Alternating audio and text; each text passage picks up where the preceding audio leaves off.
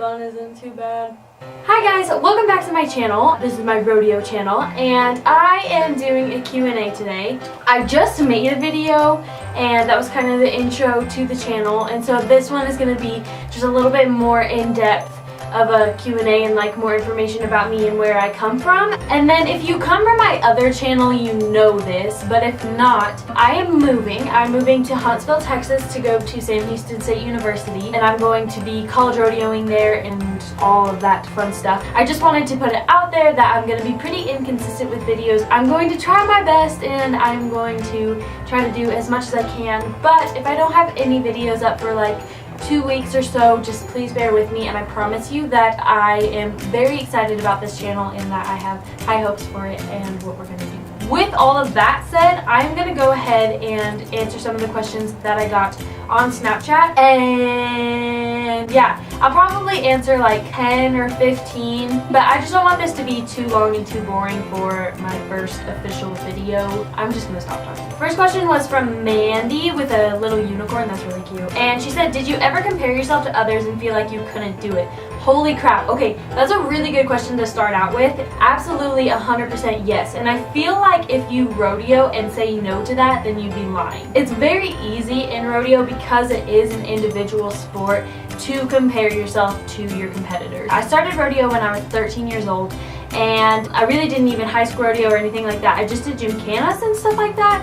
And then I started high school rodeo my junior year. I made a lot of mistakes my junior year, which actually cost me nationals, and it had to do with me comparing myself to others 100%. I would look at points, I would look at how far so-and-so has improved or how well they're doing compared to how I am, and I think it is a very regular thing for rodeo competitors to do, and it's very easy to do.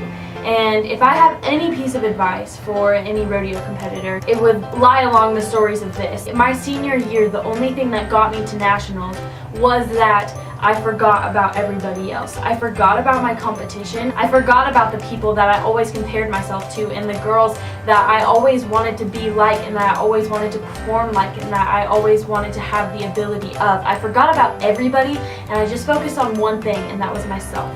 Once I started focusing on myself, everything changed. And it's a really hard process. I can't say it's easy because it was very hard for me. I really worked on it though this summer from my junior year to my senior year, and I could not be more thankful for the process that I put myself through in order to forget about everybody. So if you are comparing yourself to others, one thing that I would definitely recommend is, one, if you're in some sort of point system throughout the year, so like high school rodeo, obviously we have points up until state finals and then to nationals. One thing I would say about that is to not look at the points. Now, some people are kind of weird about that, and some people say that you should look at the points because it's motivation, but it's motivation because you are comparing yourself to everybody else. And I just don't necessarily agree with looking at points. So you can look at points or not if you want to, but mentally that's what helped me the most. And the second thing that I would say is, honestly, if you are wanting to be an athlete and you want to be in the mental state of an athlete, you need to forget about everybody else and you need to start working on yourself. Work on your fitness and your health, your rodeo ability, obviously. Work on your horse's fitness and your horse's health. Just focus on yourself so much that you can't even think about anybody else and that you don't have the time to compare yourself to anybody else. Honestly, my senior year, that helped me tremendously, and it's what got me to nationals was when I blocked out everybody and I just thought about myself, my goals, and what I wanted to do. Next question was from Sloth with a Heart. Oh wow, that's kind of cool. They asked, what is your favorite brand of splint boots / polo wraps and bell boots? Right now, I actually have a bunch of different brands in my trailer. I have Classic Equines, Professional's Choice, and that's kind of like the two that I stay with. I just know that they're good for my horses, they're going to fit them well, and they're consistent with their product, which I really like. Next is from Mariah Monti. How do you exercise your horse months and days prior to a rodeo? So this question actually differs from each horse that I have. Right now, all I have is my goat horse and my barrel horse. And my barrel horse requires a lot more training and a lot more work than my goat horse does. Consistency-wise and just generally, months before my rodeo season, I typically like to do like a little rodeo boot camp for my horses. That's with any horse that I'm riding that I'm going to enter. And that's actually the position that I'm in right now, right before I start college rodeo. I'll start it in September, so I'm starting now to condition my horses. I've been riding them very consistently, but I'm now starting to take it to the next level to get them in shape and get them really fit for college rodeo. When I was in high school rodeo and when I am in the middle of a season, typically I like to just keep it pretty light. I know that they get a lot of work throughout the rodeo season and that they are doing a lot and their body's doing a lot. So I typically like to, for exercise, just like to long trot them on like an exercise track or something like that and just keep their body moving and keep them limber throughout the season. And I know that they're in shape enough to where it'll be okay if I don't do really hard work with them. I hope that kind of answers your question. Jared Bannon asked, what is one rodeo tip that you generally give out? One tip that I definitely give out a lot, which is actually a quote. It says, she or he who works the hardest wins. That quote, it's kind of the epitome of my rodeo career. It basically just means that hard work pays off. Next question. She said, do you get nervous before you go? Oh my gosh. I get so nervous before I go. It's actually borderline ridiculous. My junior year, like I said, I did not make it to nationals. And like I said in the question before, it was because I was comparing myself to others. But because I was comparing myself to others, I would be so nervous at a rodeo and so nervous before I went that I would choke every single run. I would honestly smoke my runs in the practice pen and I would go out to a rodeo and I would look like I've never rodeoed in my entire life.